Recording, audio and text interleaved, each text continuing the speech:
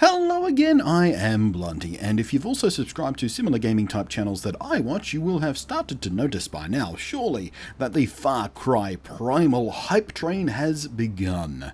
A fistful of YouTubers have just started publishing sponsored videos of them having fun playing a so-called pre-alpha version of the game in exchange for some presumably fat Ubisoft cash. Cha-ching! Now, I say so-called pre-alpha because frankly, if you know sweet dick all about game development, you'll know that a game in a real state of condition that preludes an alpha testing stage, well, they look nothing like the pre-packaged, smooth-playing and stable-looking polished gameplay experience that these YouTubers are showing off. This is not a pre-alpha.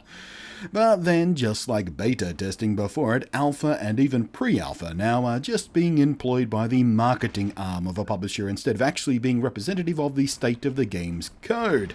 It's a shortcut way for the PR department to say, hey people, hey, if you see something you don't like, don't whine about it in the forums and bring negativity into a carefully planned marketing plan, because it's just an alpha. That means you forgive everything, it's just an alpha.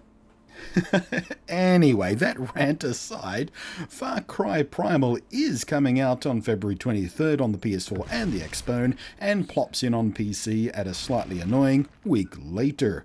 My impression of the game so far, based on the announcement, the trailer, and the chunks of gameplay I've seen from the likes of the guys at Achievement Hunter and Slipgator, it's like a combination of Fallout, but you know, set 12,000 years before the iconic thermonuclear disaster of that game series, and like Ark Survival Evolved got together and had a baby. But also there's kind of some Call of Duty inspired stuff. Like, you know how in some Call of Duty games you can activate a drone and fly around and bomb stuff and scout and stuff? Well, in Far Cry Primal, you can possess an owl and do the same thing. Fly around, scout, hunt, and attack your squishy enemies from the air.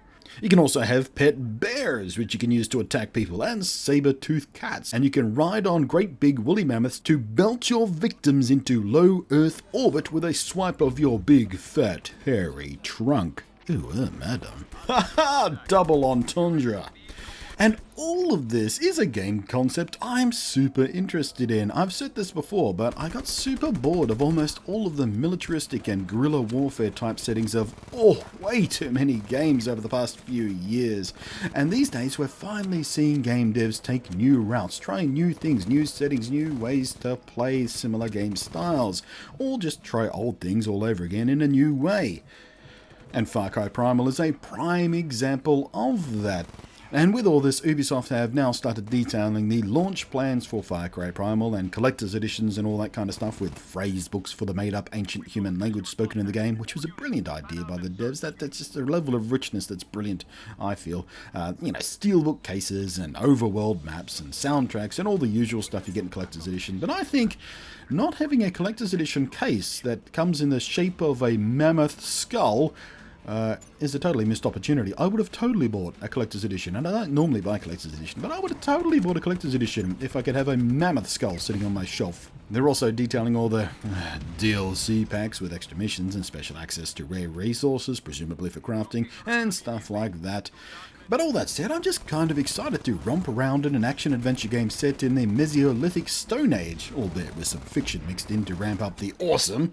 Now, Ubisoft haven't offered me a big fat pile of cash to push the hype train for this game, at least not yet. I'm not saying I wouldn't take your money, Ubisoft, if you're watching.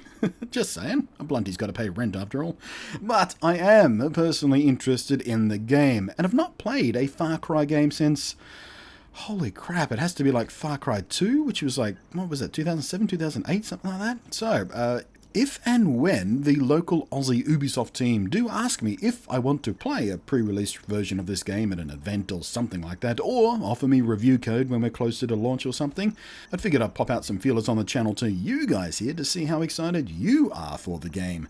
Because if it's just me that's all curious and excited about it, and not you guys, then maybe I should just play it all on my lonesome and not bother about making videos. But, you know, if you guys are all super interested and excited about this game, then maybe it is worth my time looking into, seeing what I can do with it.